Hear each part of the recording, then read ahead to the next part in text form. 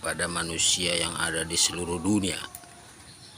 Nabi itu diturunkan ke dunia itu adalah menyampaikan firman Allah.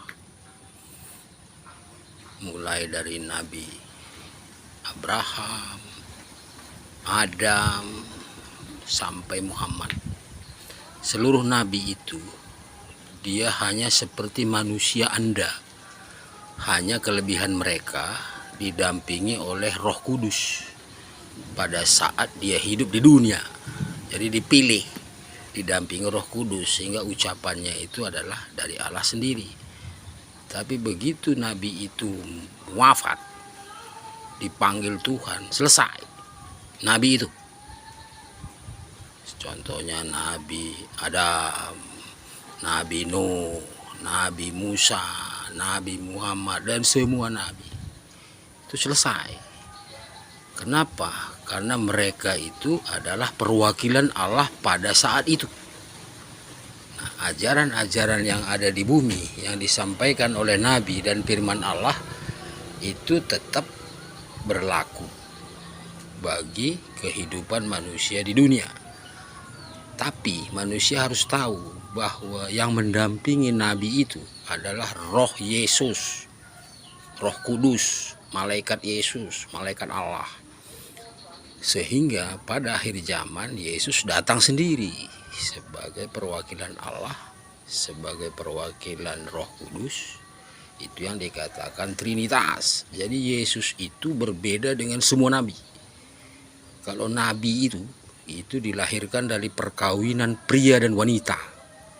Persetubuhan pria dan wanita diberkati Roh Kudus, lahirlah nabi yang dipilih oleh Tuhan, oleh Allah. Tetapi Yesus itu tidak dari hasil perkawinan, tetapi dititipkan Roh Allah di seorang gadis yang bernama Bunda Maria atau Maryam. Sehingga Yesus itu adalah Roh Allah itu sendiri. Maka di mana perbedaan antara nabi, semua nabi, dengan Yesus yang manusia katakan juga nabi? Boleh saja manusia mengatakan Yesus nabi karena dia manusia, tetapi dia bukan seperti nabi yang ada sebelumnya. Maka dia dikatakan Tuhan. Kenapa dia Tuhan? Karena Roh Allah, Allah sendiri, malaikat, Roh Kudus bersama dengan dia. Tapi kalau nabi itu pada saat Roh Kudus masuk, disitulah mereka berfirman, menyampaikan firman kepada manusia. Pada saat Roh Kudus, Roh Allah, Roh Yesus tidak bersama dia, dia tidak bisa berfirman, bahkan tidak bisa membuat mujizat apapun. Tetapi kalau Yesus setiap saat, long time, semua dia bisa lakukan mujizat itu tanpa adanya dukungan dari manapun, karena dia itu adalah Roh Allah sendiri. Nah, itulah biar manusia tahu di mana terletak perbedaan antara Nabi Isa dan nabi-nabi yang lain di dunia. Dan tidak ada nabi yang bisa menyelamatkan umat manusia yang sudah mati. Yang sudah meninggal itu tidak bisa. Yang menyelamatkan semua manusia dan ciptaan di muka bumi ini adalah Allah sendiri, Roh Tuhan sendiri yang bersama-sama Yesus di akhir zaman. Jadi tidak bisa nabi menyelamatkan manusia. Jadi nabi itu dia punya kurun waktu. Pada saat dia hidup di dunia, dia dipilih Allah, dipilih Tuhan, dipilih Roh Yesus, duduk menjadi nabi di dunia, menyampaikan firman Allah. Tetapi penggenapan akhir zaman sudah disampaikan oleh semua kitab suci dan semua nabi bahwa Yesus sendiri, Allah sendiri yang akan turun ke dunia bersama manusia dan seluruh kekuatan langit, sehingga manusia dapat diselamatkan tanpa perantara, langsung. Nah, bagaimana Yesus bekerja di seluruh dunia? Yesus bekerja di seluruh dunia dengan menggunakan roh dan malaikat dan orang-orang, rasul atau pastor atau pendeta atau imam segala macam yang dipilih oleh Roh Tuhan Yesus itu sendiri.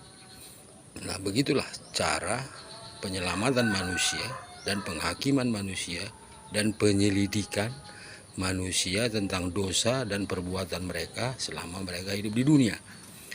tentunya tidak lepas daripada keikutsertaan Roh Kudus dan malaikat itu sendiri.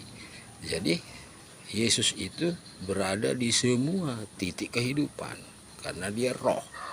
Bagaimana Allah menciptakan manusia Yesus hadir di dunia? Itu adalah bagaimana biar manusia bisa berkomunikasi dengan Allah, dengan Tuhan. Karena tanpa manusia, dia dilahirkan menjadi manusia, Allah tidak bisa berbicara real dengan makhluk ciptaannya. Maka itulah penyempurnaan Allah, itulah keagungan Allah, itulah kehebatan Allah, itulah kemahadahsyatan Allah, sehingga Allah dikatakan maha besar dari seluruh makhluk zat yang ada di alam jagat raya ini. Jadi kita harus menyadari dan lebih paham di mana letak perbedaan antara seluruh nabi dan Yesus Kristus sendiri. Karena Yesus Kristus sebenarnya bukan nabi, karena dia adalah utusan Allah sebagai manusia dan dia adalah roh Allah. Maka pengikut-pengikut Yesus mengatakan dia adalah Tuhan. Bisa dikatakan Allah, bisa dikatakan Mesias. Apakah salah manusia menyebutkan dia sebagai nabi? Sah-sah saja karena manusia. Tetapi sebenarnya titik intinya secara iman bahwa dia bukan nabi, tapi dia adalah roh Allah itu sendiri, dan bersama dia Allah itu sendiri, dan bersama dia malaikat, dan bersama dia Roh Kudus, dan bersama dia seluruh kekuatan langit dan bumi. Itulah iman. Semoga kita semua tambah beriman, tambah mengerti tentang terang dan kebenaran dalam rangka menghadapi kehidupan, penghakiman, penyelamatan manusia di akhir zaman. Amin.